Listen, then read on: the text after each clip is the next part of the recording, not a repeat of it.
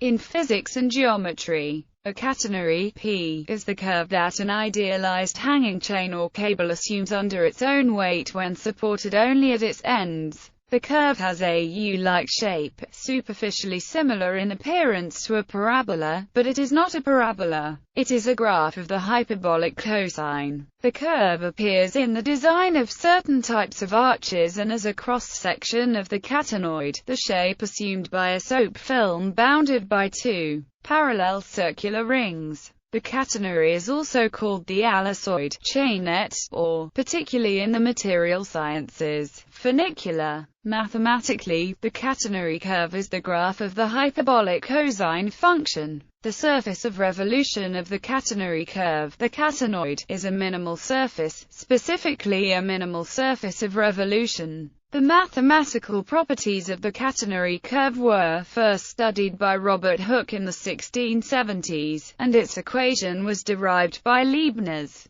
Huygens and Johann Bernoulli in 1691. Catenaries and related curves are used in architecture and engineering, in the design of bridges and arches, so that forces do not result in bending moments. In the offshore oil and gas industry, catenary refers to a steel catenary riser, a pipeline suspended between a production platform and the seabed that adopts an approximate catenary shape. History. The word catenary is derived from the Latin word catena, which means chain. The English word catenary is usually attributed to Thomas Jefferson, who wrote in a letter to Thomas Paine on the construction of an arch for a bridge. I have lately received from Italy a treatise on the equilibrium of arches, by the Abbé Mastrooni. It appears to be a very scientifical work. I have not yet had time to engage in it, but I find that the conclusions of his demonstrations are that every part of the catenary is in perfect equilibrium. It is often said that Galileo thought the curve of a hanging chain was parabolic.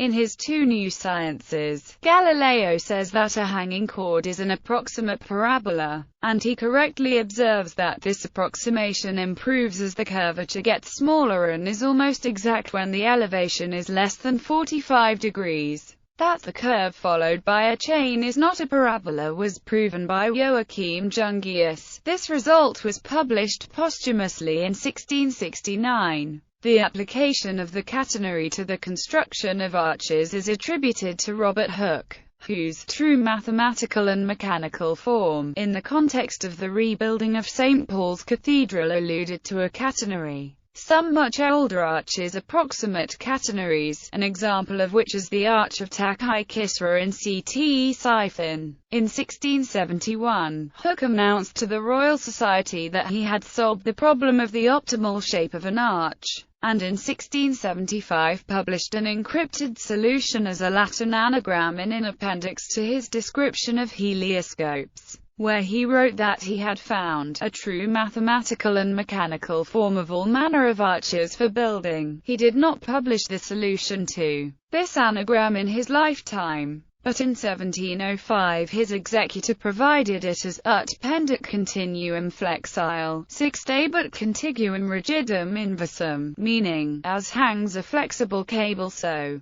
inverted, stand the touching pieces of an arch. In 1691 Gottfried Leibniz, Christian Huygens, and Johann Bernoulli derived the equation in response to a challenge by Jacob Bernoulli. David Gregory wrote a treatise on the catenary in 1697. Euler proved in 1744 that the catenary is the curve which, when rotated about the x-axis, gives the surface of minimum surface area for the given bounding circles. Nicholas Fuss gave equations describing the equilibrium of a chain under any force in 1796. Inverted catenary arch. Catenary arches are often used in the construction of kilns, to create the desired curve. The shape of a hanging chain of the desired dimensions is transferred to a form which is then used as a guide for the placement of bricks or other building material. The Gateway Arch in St. Louis, Missouri, United States is sometimes said to be in catenary, but this is incorrect. It is close to a more general curve called a flattened catenary, with equation y equals a cosh, which is a catenary if ABE equals 1, while a catenary is the ideal shape for a freestanding arch of constant thickness. The gateway arch is narrower near the top. According to the U.S. National Historic Landmark nomination for the arch, it is a weighted catenary. Instead, its shape corresponds to the shape that a weighted chain, having lighter links in the middle, would form. Catenary bridges.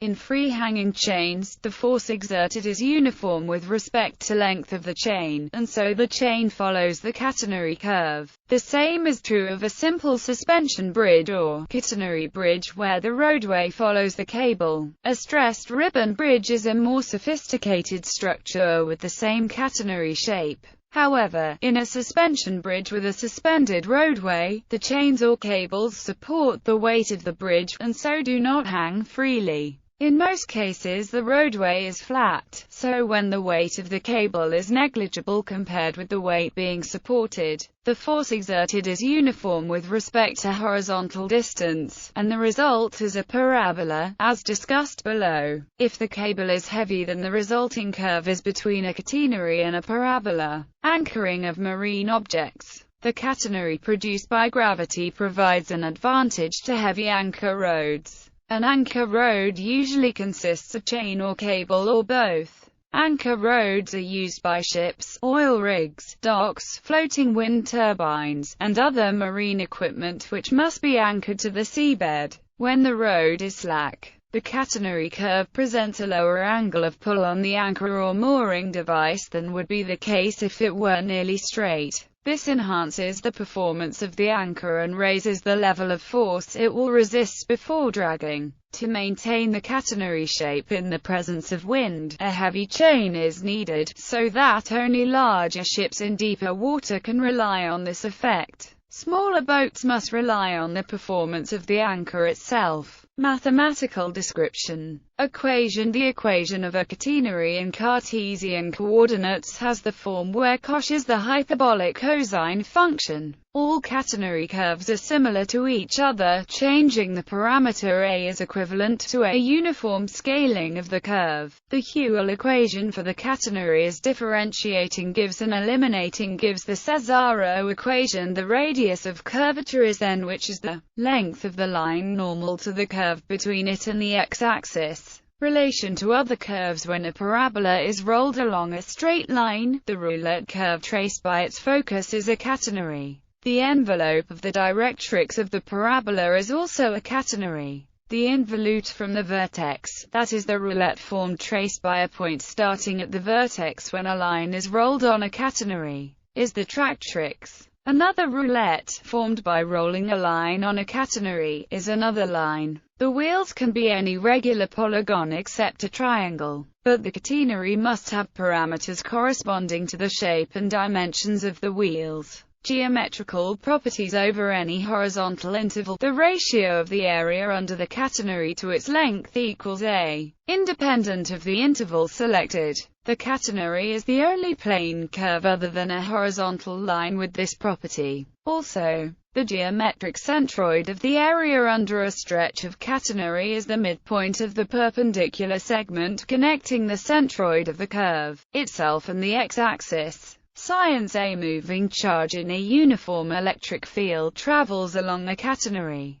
The surface of revolution with fixed radii at either end that has minimum surface area is a catenary revolved about the x-axis. Analysis. Model of chains and arches. In the mathematical model, the chain is idealized by assuming that it is so thin that it can be regarded as a curve and that it is so flexible any force of tension exerted by the chain is parallel to the chain. The analysis of the curve for an optimal arch is similar except that the forces of tension become forces of compression and everything is inverted. An underlying principle is that the chain may be considered a rigid body once it has attained equilibrium. Equations which define the shape of the curve and the tension of the chain at each point may be derived by a careful inspection of the various various forces acting on a segment, using the fact that these forces must be in balance if the chain is in static equilibrium. Let the path followed by the chain be given parametrically by r equals y, where s represents arc length and r is the position vector. This is the natural parameterization and has the property that where u is a unit tangent vector, a differential equation for the curve may be derived as follows. Let C be the lowest point on the chain, called the vertex of the catenary, and measure the parameter S from C. Assume R is to the right of C since the other case is implied by symmetry. The forces acting on the section of the chain from C to R are the tension of the chain at C, the tension of the chain at R, and the weight of the chain. The tension at C is tangent to the curve at C and is therefore horizontal, and it pulls the section to the left, so it may be written where T0 is the magnitude of the force. The tension at R is parallel to the curve at R and pulls the section to the right, so it may be written 2 equals, where T is the magnitude of the force and phi is the angle between the curve at R and the x-axis. Finally, the weight of the chain is represented by where lambda is the mass per unit length, g is the acceleration of gravity, and s is the length of chain between C and R. The chain is in equilibrium, so the sum of three forces is 0. Therefore, and dividing these gives it is convenient to write which is the length of chain whose weight is equal in magnitude to the tension at C. Then is an equation defining the curve. The horizontal component of the tension, TCO's phi equals T0, is constant, and the vertical component of the tension, sin phi equals lambda gs, is proportional to the length of chain between the R and the vertex. Derivation of equations for the curve. The differential equation given above can be solved to produce equations for the curve from the formula for arc length gives then, and the second of these equations can be integrated to given by shifting the position of the x-axis. Beta can be taken to be 0. Then the x-axis thus chosen is called the directrix of the catenary. It follows that the magnitude of the tension at a point T equals lambda gy, which is proportional to the distance between the point and the directrix. The integral of expression for dx, ds can be found using standard techniques, giving and, again, by shifting the position of the y-axis. Alpha can be taken to be 0.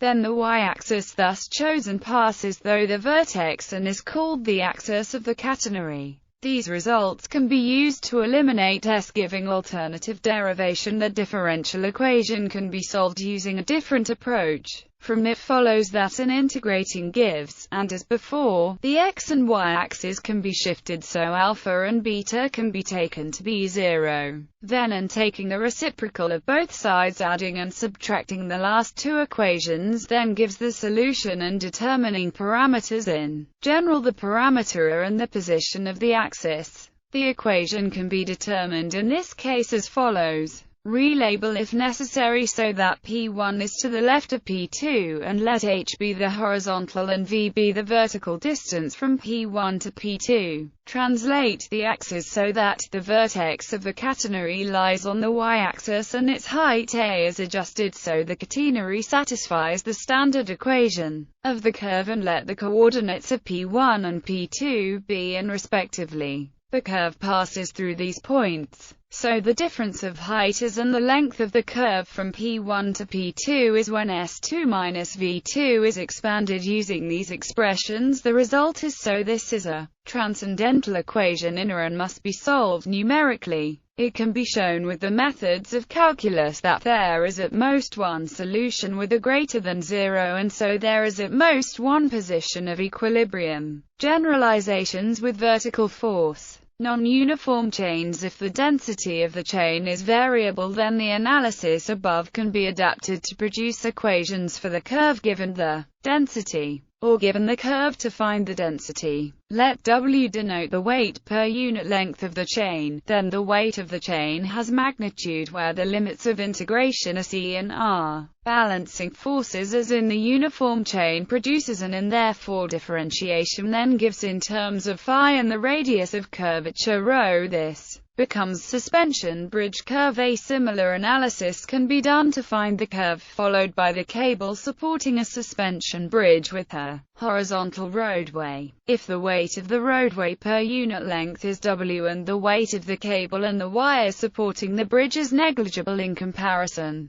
then the weight on the cable from C to R is Wx, where x is the horizontal distance between C to R. Proceeding as before gives the differential equation. This is solved by simple integration to get and so the cable follows a parabola. If the weight of the cable and supporting wires are not negligible, then the analysis is more complex. Catenary of equal strength. In a catenary of equal strength, cable is strengthened according to the magnitude of the tension at each point, so its resistance to breaking is constant along its length. Assuming that the strength of the cable is proportional to its density per unit length, the weight, W, per unit length of the chain can be written T(C), where C is constant, and the analysis for non-uniform chains can be applied. In this case, the equations for tension are combining given by differentiation, where ρ is the radius of curvature. The solution to this is, in this case, the curve has vertical asymptotes and this limits the span to pi c. Other relations of the curve was studied 1826 by Davies Gilberton, apparently independently, by Gaspard Gustave Coriolis in 1836. Elastic catenary. In an elastic catenary, the chain is replaced by a spring which can stretch in response to tension. The spring is assumed to stretch in accordance with Hooke's law. Specifically, if P is the natural length of a section of spring, then the length of the spring with tension T applied has length where E is a constant equal to Kp, where K is the stiffness of the spring. In the catenary, the value of T is variable, but ratio remains valid at a local level. So the curve followed by an elastic spring can now be derived following a similar method as for the inelastic spring. The equations for tension of the spring are and from which where P is the natural length of the segment from C to R and lambda 0 is the mass per unit length of the spring with no tension and G is the acceleration of gravity. Right, so then and from which an integrating gives the parametric equations again. The x and y axes can be shifted so alpha and beta can be taken to be 0. So are parametric equations for the curve. At the rigid limit where E is large, the shape of the curve reduces to that of a non-elastic chain. Other generalizations. Chain under a general force with no assumptions have been made regarding the force G acting on the chain. The following analysis can be made. First, let T equals T be the force of tension as a function of S. The chain is flexible so it can only exert a force parallel to itself. Since tension is defined as the force that the chain exerts on itself, T must be parallel to the chain. In other words, where T is the magnitude of T and U is the unit tangent vector. Second, let G equals G be the external force per unit length acting on a small segment of a chain as a function of S. The forces acting on the segment of the chain between S and S plus delta S are the force of tension T at one end of the segment, the nearly opposite force minus T at the other end, and the external force acting on the segment, which is approximately G delta S. These forces must balance, so divide by delta S and take the limit as delta S 0 to obtain these equations can be used as the starting point in the analysis of a flexible chain acting under any external force. In the case of the standard catenary, G equals where the chain has mass lambda per unit length and G is the acceleration of gravity. Bibliography. Lockwood, E.H. Chapter 13. The Tractrix and Catenary. A Book of Curves. Cambridge. Salmon, George. Higher Plane Curves. Hodges, Foster and Figgis. pp. 287 to 289. Ruth, Edward John. Chapter 10. On Strings. A Treatise on Analytical Statics. University Press. Maurer, Edward Rose. Art. 26 Catenary Cable. Technical Mechanics. J. Wiley and Sons. Lamb, Sir Horace. Art. 134 Transcendental Curves. Catenary. Tractrix. An Elementary Course of Infinitesimal Calculus. University Press. Todd Hunter, Isaac. She Flexible Strings. Inextensible, 12 Flexible Strings. Extensible. A Treatise on Analytical Statics. Macmillan. Whewell, William. Chapter 5. The Equilibrium of a Flexible Body. Analytical Statics. J. and J. Dayton. p. 65. Weisstein, Eric W. Catenary, MathWorld.